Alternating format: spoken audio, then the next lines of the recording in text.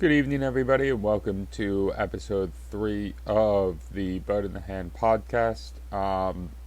It's going to be a nice long form one. I did record a joke, so please go check that one out. And in the vein of what I'm trying to do with this, I'm going to attempt to make this a little, continue to make it funny. Anyways, if you like this, please hit the like, hit the subscribe, leave me a comment. Alright, I'm trying to grow this page, obviously, and I need your guys' help to do it. So without further ado, let's get into the first topic of the day. First topic of the day is the many seasons in New York. So if you've ever lived here before, or whatever else, you know New York's not it's not ideal, man. So a couple of weeks ago, I just lied to you there. Last week we had 2 days in the 50s, 1 day in the 60s. It's beautiful. I went outside a few times, got to enjoy the sunshine. Really felt all of that angst, that white angst, because that's what we get. We get a little emo, us guys. We get a little, a little Good Charlotte-y, a little Green Day type of thing. They'll wake me up when winter ends type of deal. And I was out. I was enjoying it. I was loving it. I walked to work one day, short sleeve shirt, walked to work every single day without a jacket on. And then snow. That's right. We've had snow twice now. It hasn't stuck, but it's come down. It's about 20 some odd degrees outside right now, and it's cold again. When I go outside, I'm bundled up, not feeling so good. Put that mask on not because I care about everybody else that's outside that's scared of me. Even though I do walk away from people, they just turn their back on me because scientifically that makes a lot of sense. If you turn your back on somebody, then the chances of COVID spreading through the air are less because you've given yourself 5 extra inches. But I wear the mask because it warms me up more than anything else. If you don't enjoy that aspect of wearing a mask, then you're not a human being. You're kind of an idiot. And if you're one of those people that walks around with the mask below their nose, then you're really missing out on the best part of that, which is keeping yourself warm. I mean, really, if you put it down below your nose and your nose gets cold and then you're right back where you started, where you're like just warming up your mouth and your chin area, well, it's just kind of silly. But yeah, we're in fake spring in New York, so flowers started coming out. Got some white flowers, got some purple flowers. Wish I knew what the hell they were called. I don't, because frankly I just don't care. But the flowers are out, and it's freezing cold, so everybody's back out, bundled up. You see gloves. I brought the gloves back out, and it's a little bit crazy. And it's a surprise that places like Seattle are considered to be depressing, and Seattle and London and stuff like that. They're like, oh, it rains and blah blah blah and all the rest of it, but it gets cold here, and then it warms up, and then it gets cold again. So, like, right when you think that you're out of, like, your depression from the wintertime, you just get sucked right back into it. And it's almost worse, because it's almost like being manic or bipolar or something like that, where, like, you experience this, like, ridiculous high, and you're just like, yeah, everything's good again. And then you just get shot right back down. So, like, you start making plans for the summer, girls bring out the summer dresses. Guys are sitting there going like, all right, we gotta go back to the gym. Like, yeah, let's take this shit seriously. Like, let's get outside, let's start running, all the rest of it. You might change if you're rich enough, you might change your wardrobes around. You might take the winter stuff, put it away. Take the summer stuff, start taking it out. I wouldn't know what that's like. I have one area where my clothes are. It's all my clothes. In the summertime, I just look at the sweaters and sweatshirts and go, I don't know why I need you. But then in the wintertime, I look at the short sleeve shirts and I'm like, I don't know why the fuck I need you. So that's the way it goes. But yeah, it's it's a wonder that people don't talk about that more. And I'm not going to look up facts for this podcast. I'm just going to speak off the cuff. So, and I don't have a young Jamie here to Google everything for me, but I would imagine that the suicide rates this time of year are high. I talked about that. I talked about suicide a little bit in the joke that I posted. I just want a disclaimer here. I take it seriously. For all of you people that are out there that think that I don't, that's a joke because I really do. I've talked people off the ledge before, like, all right? But anyways, getting back to my original point of the fake spring here in New York. I mean, we get fake spring, we get fake fall, we get fake everything here. It's sort of like every month, or every season has a double season, and then you get like spring, and spring goes up to like 80 degrees, 90 degrees for a couple of weeks, and then it goes back down to like 60, and everybody's like, oh, thank God it's 60 again. Like, oh man, those 90-degree days sucked. And then it gets to summertime, and then like, you get to September, and you have a couple of days that are like 60, and everybody's like, oh my God, 60 is so cold.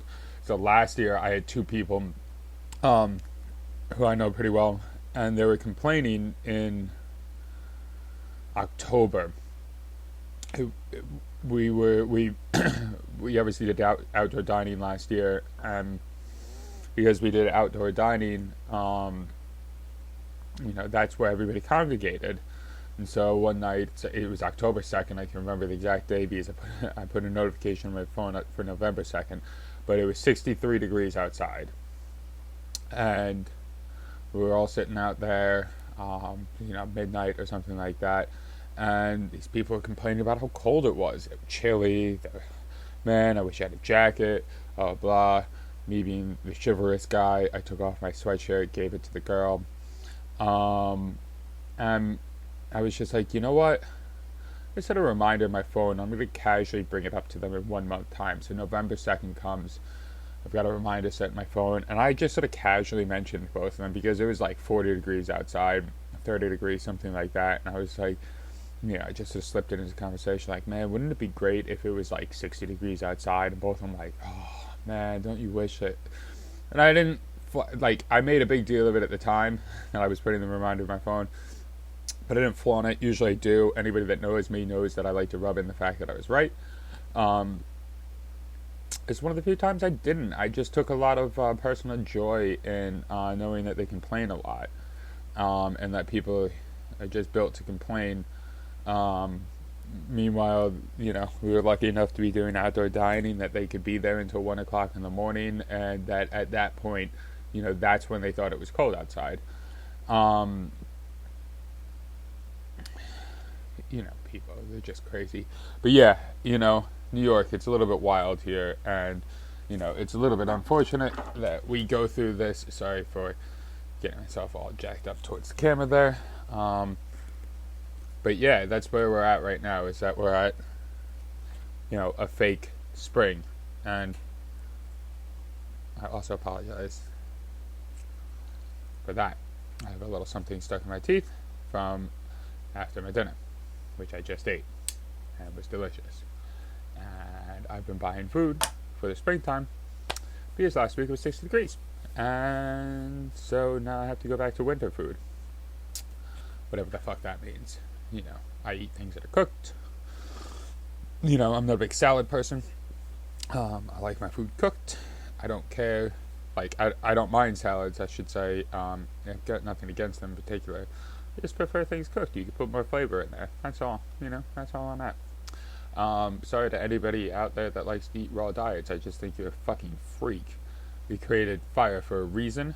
We created fire to keep ourselves warm, but also to cook with, because it makes things a lot more delicious. I'm getting a little bit off track here. Back to the fact that it's 20 fucking degrees outside. Let me just casually let you know what it's looking like for the next few days. It's 32 degrees. Tomorrow it's 50. To tell a lie, it's going to be kind of nice tomorrow. Alright, 48, 36, 46, 55, and then we're back in the fucking 60s, baby. Wonder how long that's going to last, because I have a feeling it's not going to last very long. But it is what it is. This used to be my favorite week of the year. when I say used to be my favorite week of the year, that's because right now, obviously, in case you haven't been paying attention for the last year, things are a little bit different. It has nothing to do with St. Patrick's Day, which I'm going to get to next, but it has to do with the fact that it was the Masters, it was the beginning of the NCAA tournament, and we were like a week away from baseball starting. Like a lot of people, I think, like this last year, like I just stopped caring as much about sports. I'm a huge sports fan, and it's dictated a lot of my life. I even wrote about fantasy for a while, fantasy sports in general. Took part in a draft for CBS Sports, but from quote unquote fantasy experts. I am not an expert, just somebody that really likes sports. And was not good enough to actually play them. So I like to, know a little bit more than the average person. And this year I've really just sort of fallen out of love with them. So the NCAA tournaments come around. I looked at the records this year, like as the brackets came out. It's weird because like you have like 10 seeds that are like 500. You're like that's just wrong. And I'm not talking about like Georgetown, who snuck their way in by winning the Big East tournament. I'm talking about Maryland, who, there's some times when a team with 30 games will play somebody with like 20 games played. It's just a weird disparity this year. Get that you have to do it. It's great. Obviously last year, it was all canceled, and so you can't do that twice in a row. But it just, I don't know. Just like everything else this year, it feels a little bit forced. Also, this week is St. Patrick's Day. It's actually tomorrow. So, for any of you that know me, you'll know that I'm more or less sober. I did drink on my birthday, and I did drink last year on March 16th, which was not a celebration of St. Patrick's Day, but rather I was a little bit lost because the next day we were going into shutdown. Just quick side note, last year we had somebody, in the midst of everything, my hangover, not really knowing what we were doing, being the only person at work, so I was just sort of cleaning everything. We hadn't closed down our reservation system yet, so somebody made a one-person reservation for 9 o'clock on St. Patrick's Day. So at 7:30, I had to call this woman and tell her that due to everything that was happening and how she had missed this, I wasn't really sure. We weren't actually open. She was like, "Oh well, I made the reservation and I thought I was going to be lucky, but I guess it just wasn't to be." And I was like, "Yeah, they did, shut down all indoor dining. They, pretty much shut down everything. Don't know if you turned the news on in the last couple of days." Whatever. She was like, "Yeah, I saw all of that, but then, I went online and I saw that there's a reservation available, and I just thought, like, I was really lucky." And so now she's just, like, throwing it back on me, and it's like, well, we're closed. Like, there's nothing I can do about it, and, like, now I have to feel bad about telling you that your reservation is canceled, when in reality, like, you should have just been like every other freaking human being on planet Earth, especially here in New York, and just been like, well, obviously they're closed. But anyways, I'm celebrating tomorrow a little bit differently. There's no green shots for me, there's no drinking for me, but what I am getting is my COVID vaccination, which is nice. It was sort of like a last minute thing. Something opened up, I was able to go and get my vaccination. First one, it's been tough trying to get the reservations because obviously the government set up the reservation system online, and we all know that anytime government sets up anything online, it's never really good. Obviously we know Obamacare, that whole thing crashed in less than 24 hours, so it was a little bit confusing, it was a little bit weird, but also it's one of those things where everybody had their own like way. So I was told, go on at midnight. Somebody told me that you couldn't go on at midnight. Somebody was like 7 a.m. is the best time, and then I heard from somebody that 9, 1, and 5 is when they released all the cancellation times, so that's when I should go on. So everybody had their own way of doing it, but somewhat incredibly is people were actually being paid to make reservations for elderly people, which I find just remarkable. I mean, look, I guess that's capitalism in America at its finest. Find any way to make a buck, and I guess if you save an old person's life, then you save an old person's life, and good for you.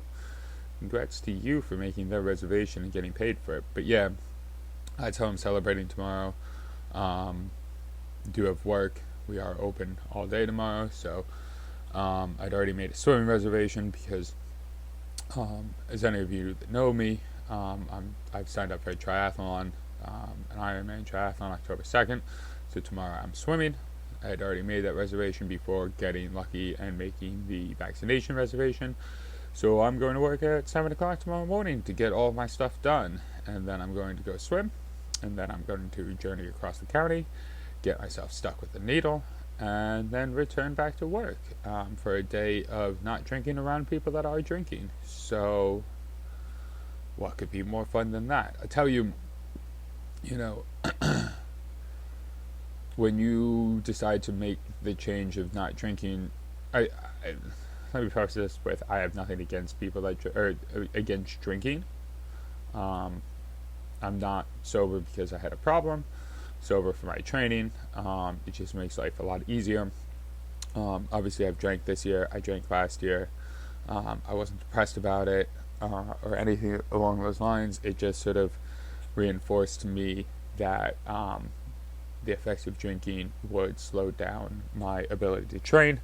And considering I've told so many goddamn people about this training, I have to actually go through with it and complete an Ironman triathlon.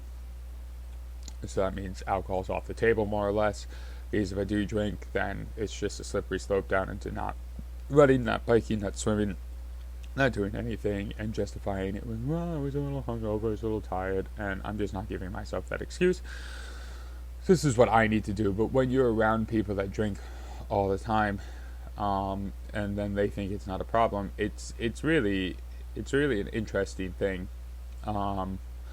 They can justify things as much as they can, and you can just be like, well, if you took a week off, or like 2 weeks off, then you can't possibly tell me that right now you're operating at 100%, because you're just not. Like, there's a reason why alcohol is, a drug, and, why people call it a drug, and all the rest of it. It's, it's not limiting like heroin, but it's definitely limiting, and it does take, the next day 1 to 20% off of your ability to work and just your whole mental capacity. It might make you more tired, it might just make you drowsy, it might make you a little bit achy, whatever it may be, and people just aren't willing to admit that to themselves or outwardly. They just, just 2 drinks is enough, it's just fine, it's just fine, it's not going to do anything wrong for me, like I thought, like, I had functioned perfectly fine. It's like it's not just 2. You drink every day. Yeah, that's a tough thing about being around these people. I just don't understand it either, like, what the draw is anymore. I used to just drink every day, and then I thought about it, and I was just like, I would say I was drinking something with my meal, but every night I'd have 2 beers. I mean, that's not drinking. Anyways, getting off of this because, whew, took a turn there. But anyways, I was reading, or when I was leaving the gym today, I saw a Fox News report about a new migrant caravan, or immigrant caravan, or whatever it may be, lining up on our borders. And then I was reading an article later, while trying to do as little research for this as possible, while also trying to come up with a third subject to talk about today. Where it was like, well, is there really a caravan? Is there really an immigration problem? All the rest of it. And I think that was written by the New York Times. So, it just sort of seems like we're back at the, not back, but like, I guess, yeah, we're back at this. So, like, we've run out of things already. Like, is Biden good? Is Biden bad? Obviously we don't care. We don't know. Or the answer is yes, or the answer is no, whichever way you want to call it. Vaccine, good, bad, alright. Grammys, good or bad, alright. So we've run through all of these things. We've tried to cancel a couple of people. Eminem missed it, dodged it. Bill Burr also dodged it. Congrats, shout out to those two for just being yourselves. I'm not giving in to these motherfuckers. Um, but now we're all the way back to this. It's like it's like when you're in a video game and you go back to that respawn point. So we're back at the migrant or immigration and caravans and all the rest of it. They're bringing drugs into America. Um, it's just a little sad these days. You're just beating a dead horse. Can't we come up with anything? I mean, I tell a lie because I don't want to come up with anything new because people complain about too many things already. But it just sort of seems to me like, why we keep going back to immigration. I don't really know. This country is founded on it. Doesn't make any sense to me. Obviously, I know that there's illegal immigrants and illegal immigration is bad. I don't think any Democrat is going to say that illegal immigration isn't bad. Republicans somehow think that Democrats do think that. But also Democrats don't take a hard enough stance on, removing illegal immigrants or, trying to figure out what to do with them. But then also at the same time, this whole, like, they're going to take our jobs. How do you figure? Like, that doesn't make any sense to me. Like, that argument has never made any sense to me. Like, why are these illegal immigrants taking your job? If they're taking your job, it means that you're not doing your job well enough. So just, do your job better. And if you say they're getting paid less, well, just work off the books and work tax-free, buddy. Like, I don't know what to tell you. Like, if you're getting $7.50 an hour and they're paying them $6 an hour, but they're paying them off the books, the company's saving money, but also you could be making more money the $6 an hour job being paid in cash. I know I'm promoting illegal things here, but it's alright because I'm all feelings, not fat. Alright, well, it's getting a little bit late for me somehow, some way. I'm very tired today, so I'm going to cut this here now. But if you like what I'm talking about, if you're enjoying this, please hit the like, please hit the subscribe. Thank you so much. This has been a Bird in the Hand podcast. Good night, everybody.